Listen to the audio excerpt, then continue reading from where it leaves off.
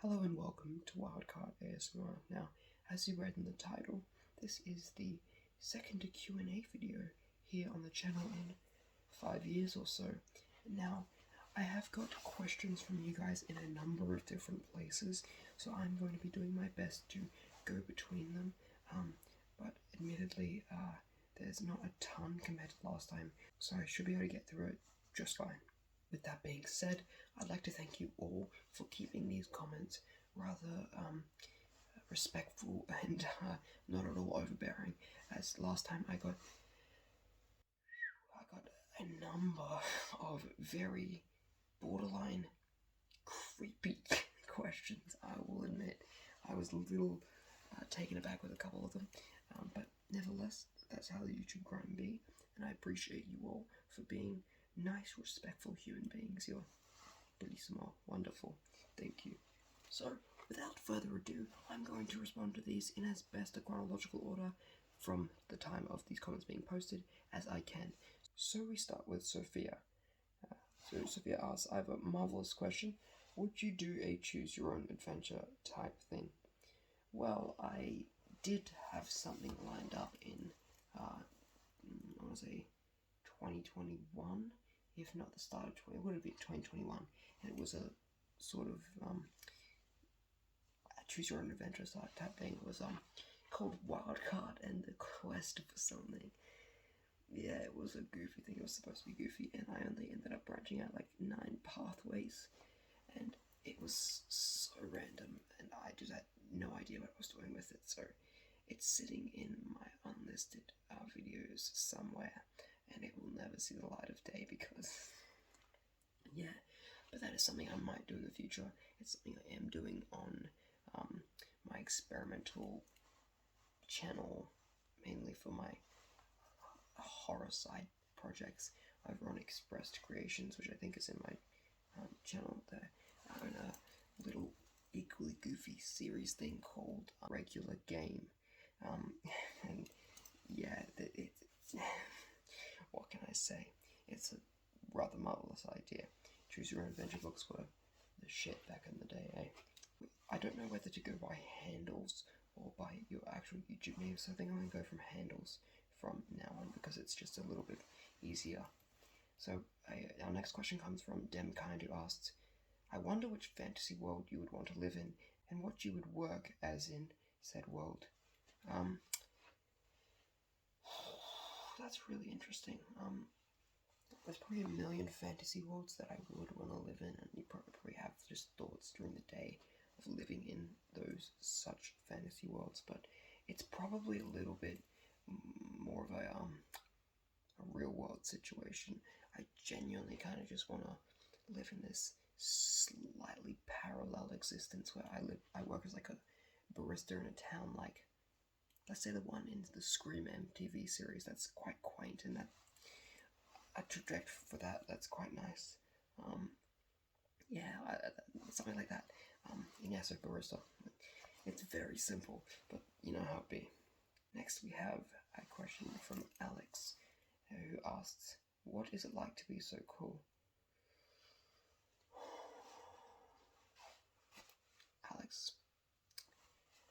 Alex, my man, it's a struggle. Every single day, I wake up knowing, damn, you've got to be that cool today, and I can't handle it. It's like this insurmountable pressure that's constantly weighing down on you, crushing you until you're nothing but a pile of ash and dust on the floor, and it's hard to overcome. I look at myself in the mirror and I tell myself, you have to be better.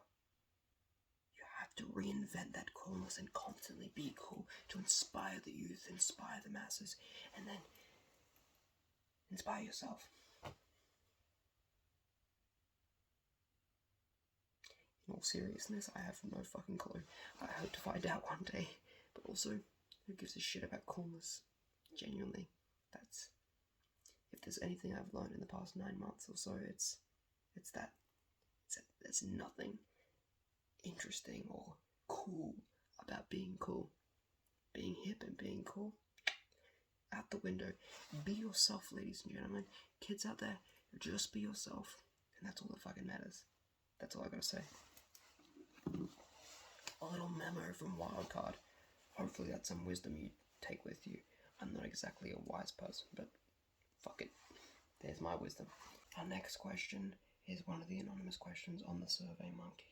And it asks, what do you do in your free time and what is your MBTI? Now, admittedly, I'm not too well versed in these personality test indexes thingies. I have done a bunch in the past, but I went and did the 16 personality test again. Hopefully that's okay. Sorry if I did it wrong. And I got about the same, it yielded about the same result as last time, which was like the start of last year. And that is the ENFPT campaigner. I'm not too sure exactly what that means apart from the criteria that it brings up on there, but I'm sure whoever's asking will know exactly what that means. So, yeah, that's that. Our next question from the Survey Monkey asks, how old are you? What do you do for work? I am 18 and nothing important. That's all that matters. Oh, I like this one. What is your favorite song and album? Okay, well, my favorite song is a very hard one. I think I may have talked about this before, but it's probably like a three-way tie between a bunch of songs, but also it changes depending on my mood. I would have to say Karma Police by Radiohead mixed with, probably tied with Dreams by the Cranberries, and then my favorite album is A Whole Other Question that I can't answer. Like, I'm gonna crank over my Spotify to see if I can give you as close an answer as I can, because it is an extremely hard thing for me to answer. Honestly, I only recently discovered it.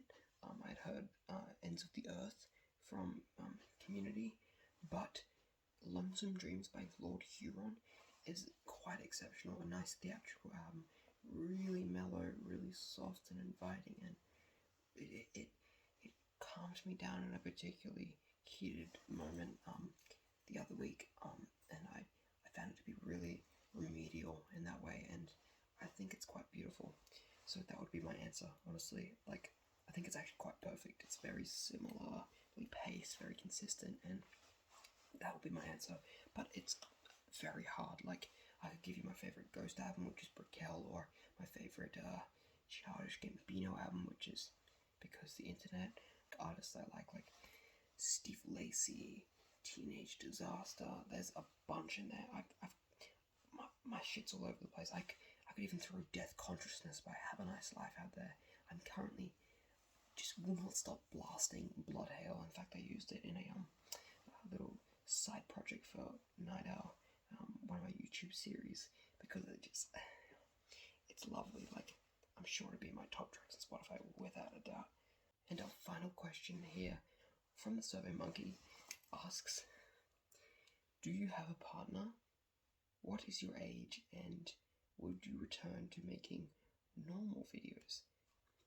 Well, mate, I usually get asked if I would return to making ASMR videos, and well, I did that, didn't I? I'm right here, so maybe someday. I have kept the name Wildcard for that very reason, to not really restrict the channel in that way, but we'll see. It will be something that happens as a spur of the moment thing, not really anything planned, because that's how I work. That's how I Wildcard, baby. That's just how we roll. And no, I do not have a partner. I'm very much single and killing it, man. Kill me. No, man, there's nothing wrong with that. I'm also 18, yet again. Yes. So thank you all for those questions. They were quite lovely, yet again. Thank you very much for keeping them respectful and inclined towards the subject matter, and not full on trying to dox me. You guys are fucking awesome sometimes. I'll just say sometimes, because, well, if that last survey was anything of an indication, it was... Some of you guys can be a little bit loony. I love it though, I'm encouraging it. thank you so much for watching this video. I am about to film, or I'm back-to-back filming this, and a little ghost video on the side. This shirt is just, it's the first time I've worn it in like a while, but a little bit of a coincidence. But yeah, I'm getting straight into filming that next, so hopefully they'll drop at the same time. It's like 2 o'clock here, so in the morning. I'm on my usual grind, so yes, thank you very much for sticking around, and I will see you next time. Whenever and wherever that may be. Cheers.